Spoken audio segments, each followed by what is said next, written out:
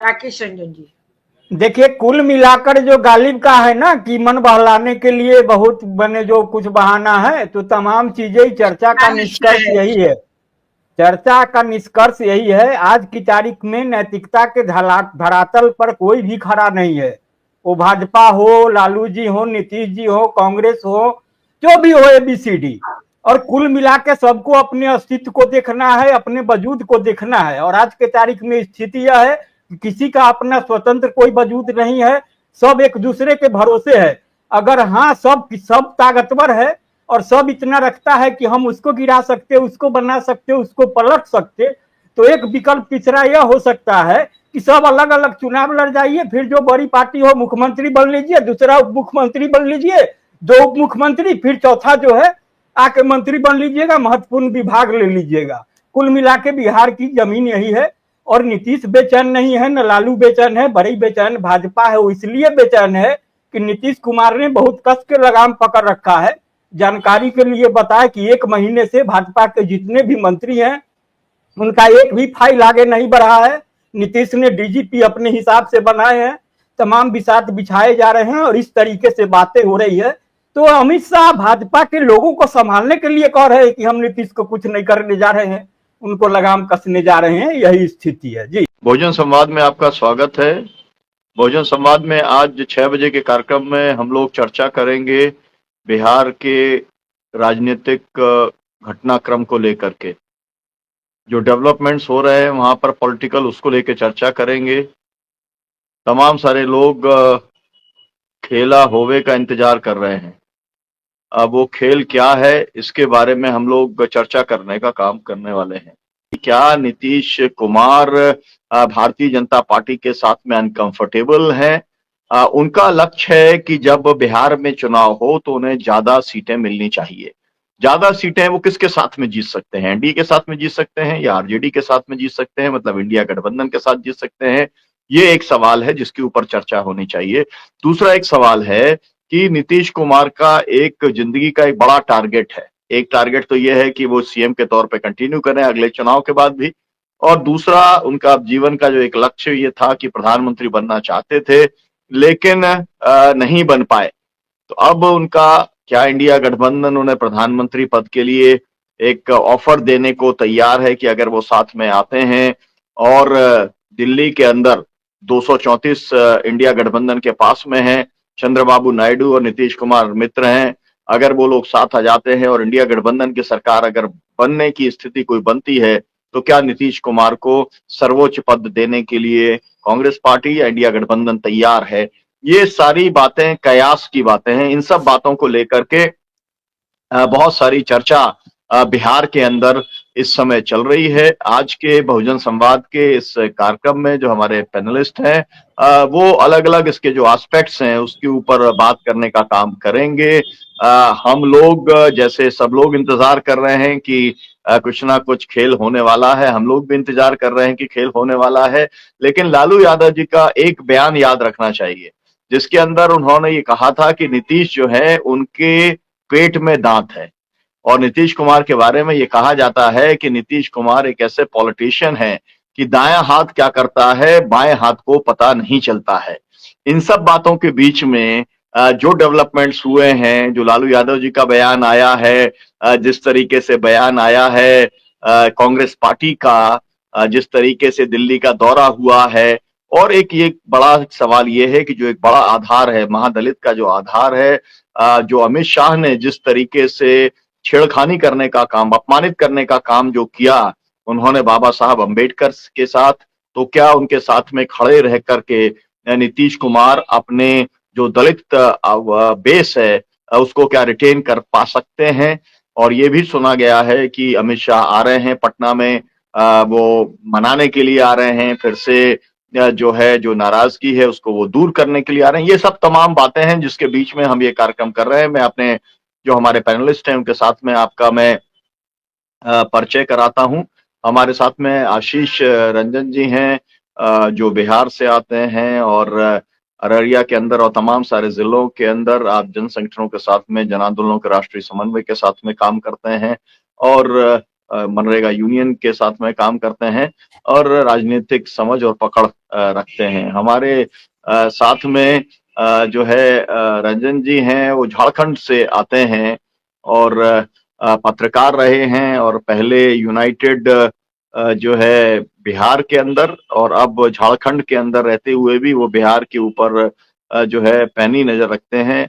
उनका भी बहुत बहुत स्वागत है। हमारे साथ में मुजफ्फरपुर से शाहिद कमाल जी जुड़े हुए हैं।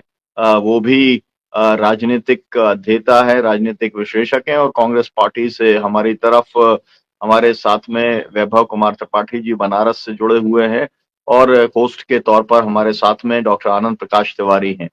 ये कार्यक्रम को रत्ना वोरा जी को कंडक्ट करना है। वो अहमदाबाद से आती हैं, वो वकील हैं हाई कोर्ट की, लेकिन अहमदाबाद के अंदर भी साल के पहले दूसरे दिन भी जो है डिजिटल इंडिया फेल होता हुआ दिखलाई पड़ रहा है, वो कनेक्ट नहीं हो पा रही हैं। इसलिए मैंने ये इंट्रोडक्शन रखने का काम किया। रत्ना जी आएंगी तो वो इस कार्यक्रम को आगे बढ़ाने का काम करेंगी, क्योंकि बिहार से हमारे साथ में जुड़े हुए हैं। तो मैं राकेश रंजन जी से कहूंगा कि वो अपनी पहली टिप्पणी बताएं।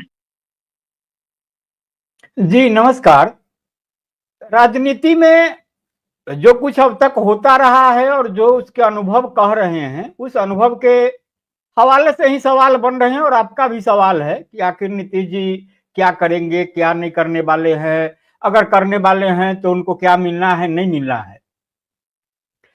लेकिन जो अभी वर्तमान परिस्थिति है उसमें बातें जिस रूप में कही जाए, जो कही जाए, लेकिन नीतीश कुमार फिर एक बार जो है ठीक है, लाभ की स्थिति में वो दोनों ओर होते हैं, हमेशा होते हैं, उनको खोने के लिए कुछ नहीं होता है।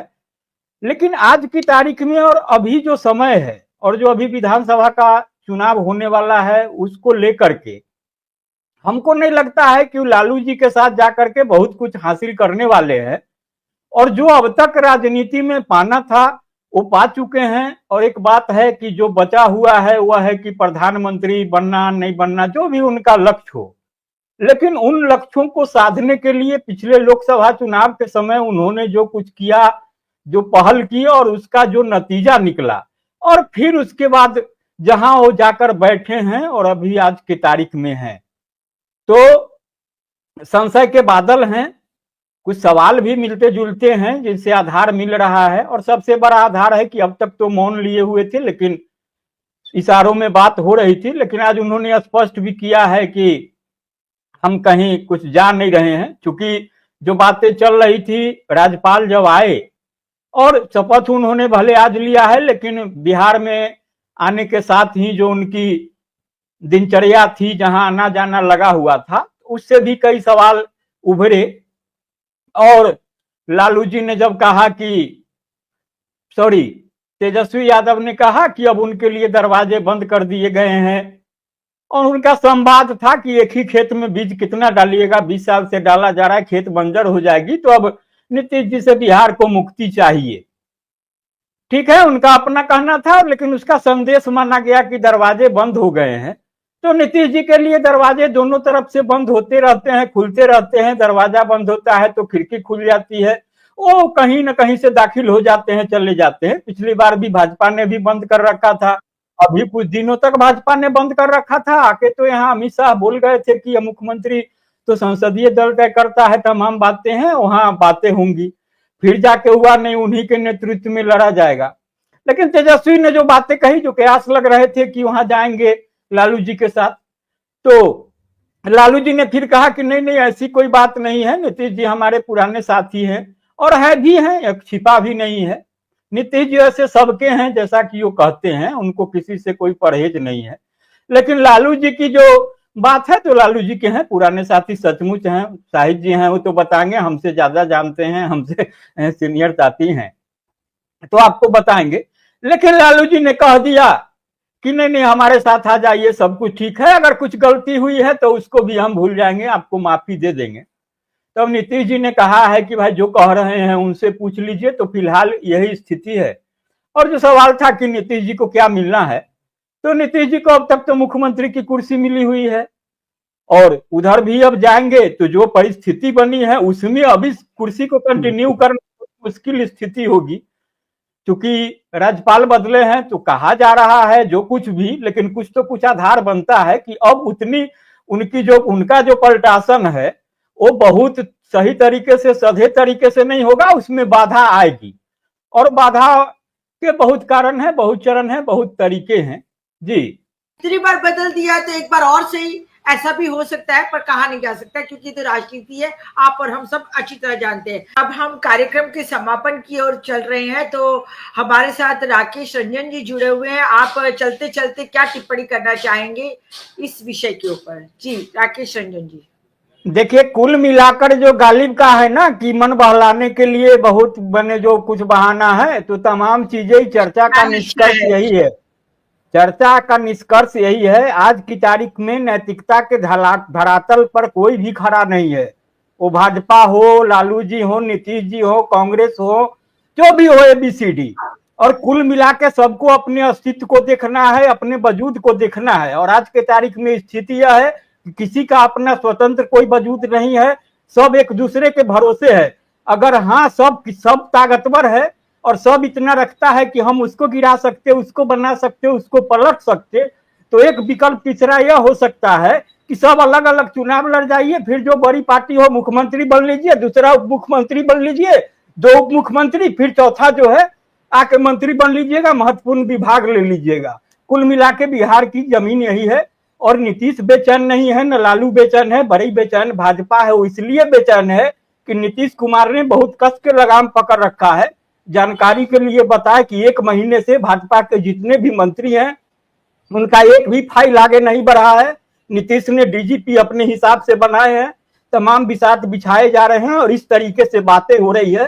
तो अमित शाह भाजपा के लोगों को संभालने के लिए कह रहे हैं कि हम नीतीश को कुछ नहीं करने जा रहे हैं, उनको लगाम कसने जा रहे हैं। यही स्थिति है जी। जी बहुत बहुत धन्यवाद। अब